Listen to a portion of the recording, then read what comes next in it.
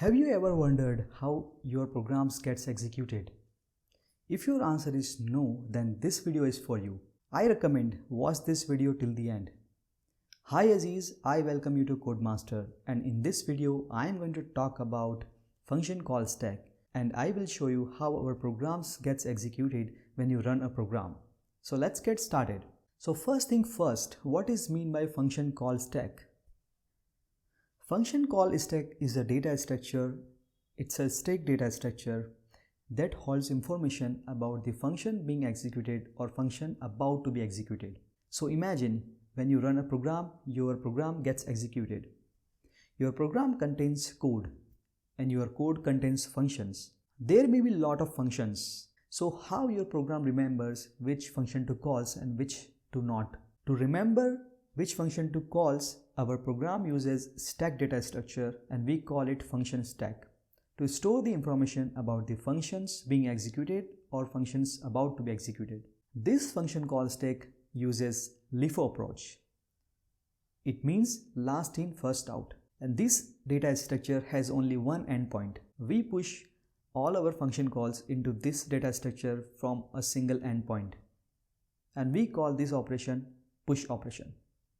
And once the execution finishes, we pops out our function calls from this data structure and we call this operation pop operation. So this way, this data structure uses LIFO approach to insert the data into this call stack and delete the data from the call stack. It is just like stacking one function call over another function call. So far so clear. So to better understand how function call works, let's see real world analogy and try to relate with it. So imagine today is a Sunday and you are happy and you are doing your work.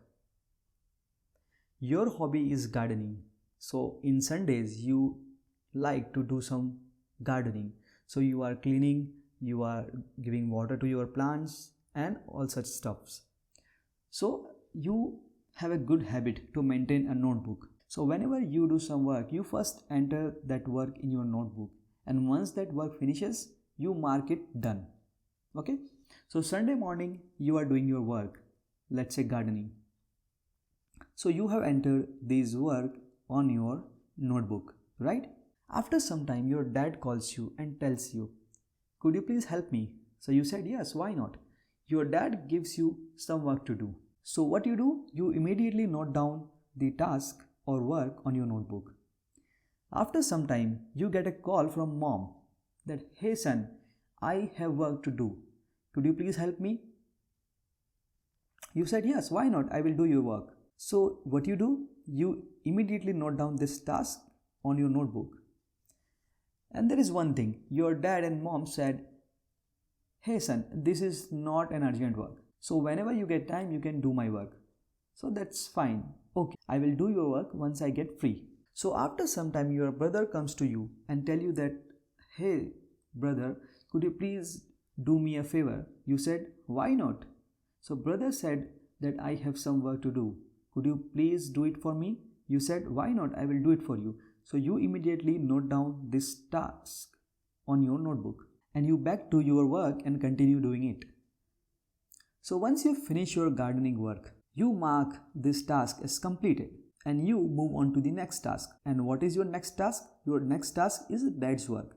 So you start doing your dad works, and once it finishes, you mark it finished. After completing your dad task, you move to your next task, that is a mom task. So you did this task and mark it finished. Similarly, after finishing your mom task, you move to your next task, that is your brother task. And once the task is finished, you mark it completed. So this is how you do your work in real life, and we call it an independent call. It means your dad call does not depend upon your work. You are free to complete your work and then you can continue your dad works. So let's use the same concept we have discussed and use it in a programming. So with respect to notebook, in programming we uses function call stack, and in this function call stack we enter the functions to be executed. So in programming we uses three components to store the information about the function call. The first component is itself the function call stack, where we add all the function calls, and this in this function call stack we enter stack frames, and stack frame holds the information about the function to be executed. And we have one more component, that is a stack pointer. This stack pointer points to the function being executed currently. So let's see how this program uses function call stack to execute. So when we run this program, our execution begins from the main function.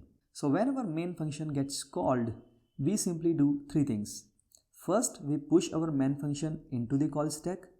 Then our instruction inside the main function gets executed, and we simply pop the main function from the call stack. So our main function gets pushed into the call stack. Now second thing is to execute the instruction written in this main function, and that is a print statement. So the task 1 doing my work gets printed on the screen. Now let's do the third thing. The third step is to pop out the function call. So we simply pop out our main function from the call stack, and our execution move to the next statement, and the next statement is dad call. So this is also a function call. We simply push dad call into this function call stack, and the second step is to execute the instruction written in this function call, and the instruction is simply a print statement. So the task 2 doing dad's work gets printed on the screen, and we simply pop this function out of the function call stack. So our execution moves to next line. The next line is mom call, and it is again a function call. So we put this function call into the function call stack. We execute the instruction written in this function, and the instruction is task 3 doing mom's work. Once we are done with execution of this instruction, we simply pops out the mom calls from the function call stack. And now our execution moves to the next line. This is the last and the next line. This is the last line of our main function. We push the bro call into the function call stack, execute the instruction written in this function, and pops out the function from the call stack. An instruction includes a print statement only. So the task for doing bro work gets printed on the screen.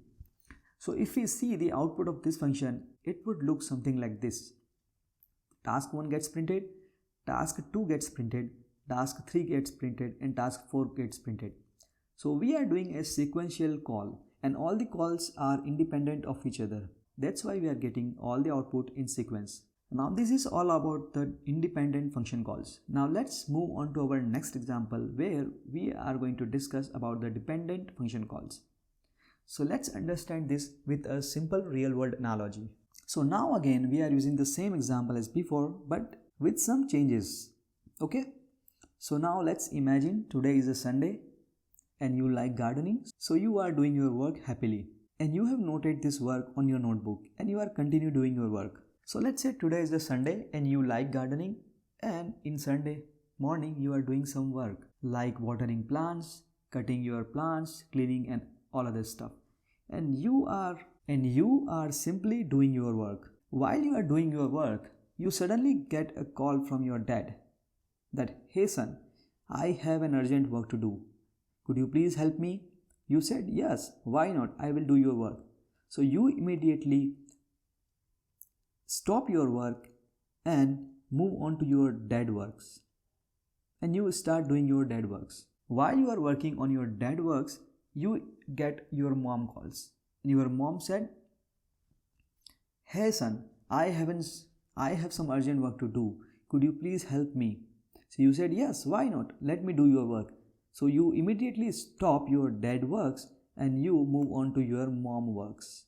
While you are doing your mom works, your brother comes to you and tell you that, "I have an urgent work. Could you please help me to do my work?" You said, "Yes, why not?" So in this case also, you immediately stop working for your moms and you continue start working for your brother. And once you finish your brother work, you mark it completed, and you move on to your mom works, and you finished your mom works, and then you again mark it completed. Then you move on to your previous work, that is your dad works. You completed this work and you mark it completed. And at last, you simply completed your own work and mark it completed on your notebook, right?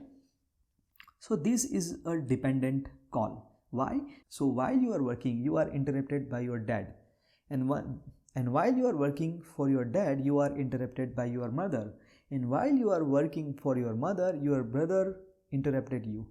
So your one work is dependent on other work and your other work is dependent on other work. So here you are first doing other work and then you are doing your own work, simply. So now let's see how we use this concept in programming. So whenever you have to understand any concept in programming, try to relate it with the real world analogy, because many of the concepts are inspired from the real world analogy in programming. So it really helps to understand the concept better. So when we run this program, our execution begins from the main function. Okay, so the first line of the main function is again a function call. So we simply push this function into the function call stack and start executing this function. So the first line of the dad call function is again a function call. So we simply take this function call and put into the function call stack and start executing this function. Now when we start executing this function, the first line we get is again a function call.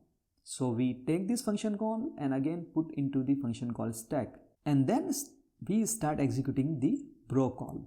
So in the bro call, the first line of this function is the print statement. So this simply prints task 4 doing bro work onto the screen.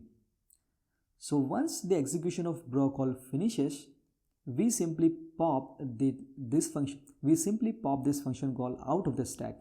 So now our stack looks like this. So we have 3 function call on this stack right now.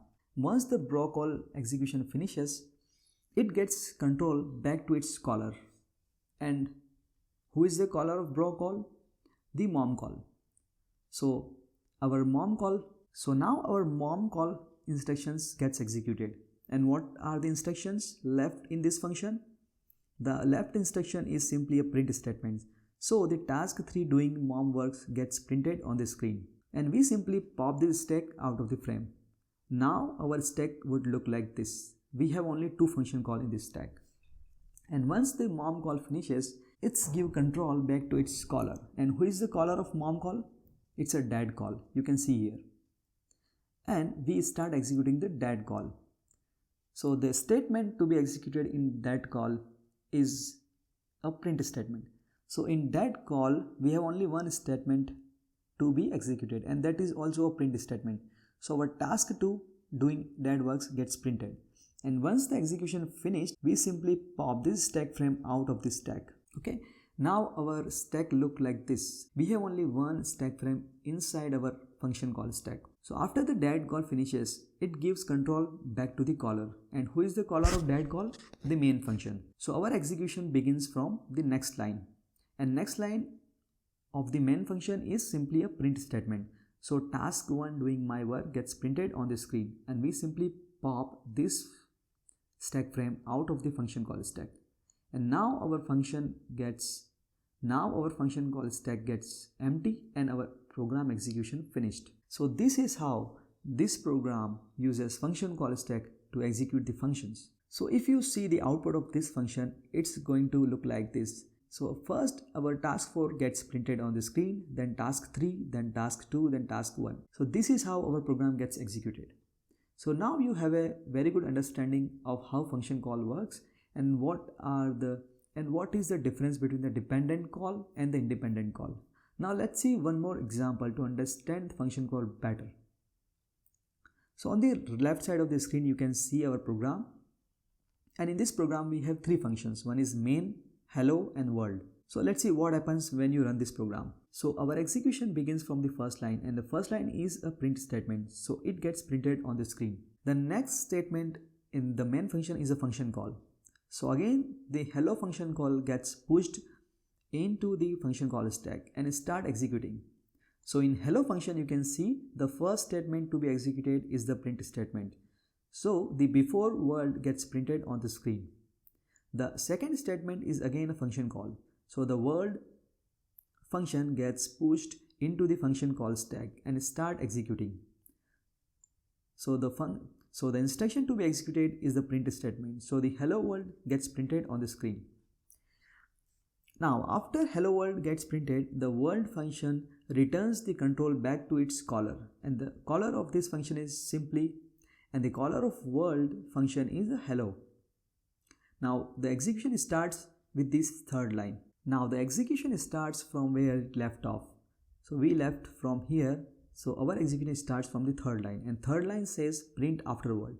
So after world gets printed on the screen. Now hello world execution finishes and it returns the control back to its caller, and the caller of hello world is main function. Now execution starts from the third line. The third line says print after hello. So after hello gets printed on the screen. So if you see the output of this function, it would look something like this. It prints before hello, then it prints before world, then it finally prints hello world, and then after world, and then after hello. So this is how our program uses function call stack to call all the function and store the sequence of a function gets executed. I hope now you have a very strong and a clear understanding of how our program gets executed, how function call stack works. So this is it for this video. Thanks for watching. See you in the next video.